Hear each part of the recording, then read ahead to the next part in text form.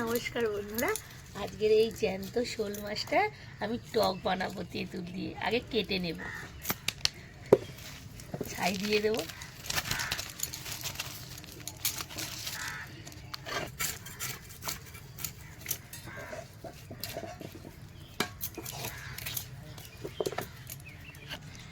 এই বন্ধুরা, মাছটা আমার ধোয়া হয়ে গেছে। ওই পরিমাণ মতো নুন আর হলুদ মাখিয়ে দেবো।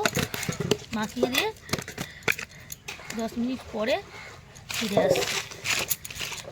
এই শোল মাছের টক হেভি ভালো লাগে।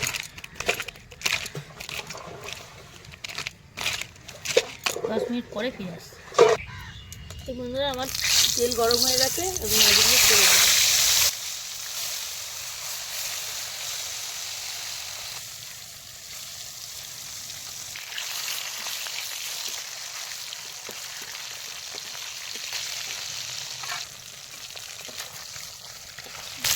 বন্ধুরা, মাছটা আমার ভাজা হয়ে গেছে।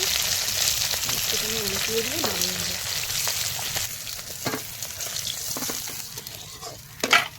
এই বন্ধুরা, মাছ ভাজা হয়ে গেছে। এই শোল মাছের টক করার জন্য যে যে উপকরণ, আমি তেজপাতা 2টো, শুকনো লঙ্কা 2টো, এটা হচ্ছে সর্ষে, কসুরি মেথি আর 5 ফোড়ন, আর জিরে মরিচ, গোলমরিচ, ধনে, চাট মশলা, কাশ্মীরি লঙ্কা। আগে প্রথমে ফোড়নটা দিয়ে দেবো।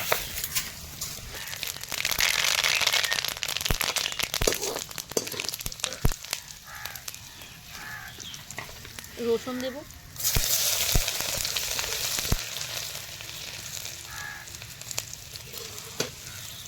আর এই টমেটো পেস্টটা দিয়ে দেবো।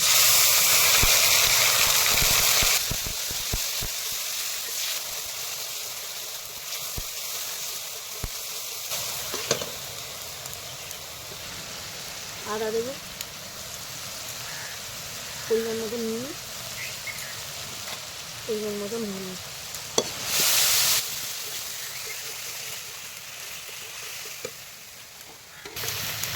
এই বন্ধুরা, ভুলের লঙ্কা দেবো, আর এই যে মশলা সব একত্রিত আমি দিয়ে দেবো।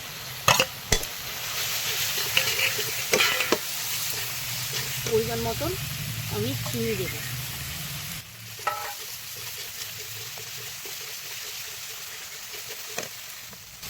যেহেতু গুঁড়ো মশলা দিয়েছি, আমি একটুখানি জল দিয়ে দেবো, মশলাটা কষিয়ে নেবো।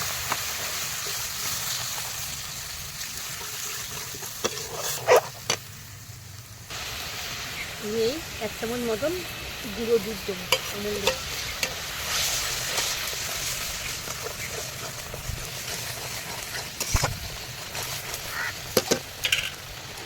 এই আমার তেঁতুলের কাঠ বের করে রেখে দিয়েছি, আমি এটা ঢেলে দেবো।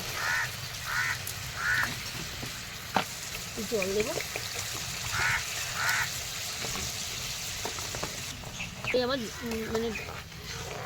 এই আমার টকটা ফুটে গেছে। আমি মাছটা দিয়ে দেবো 5 মিনিটের মতো। এটা ফুটে গেলে সেখানে মাছের মধ্যে টক ঢুকে গেলে আমি নামিয়ে দেবো।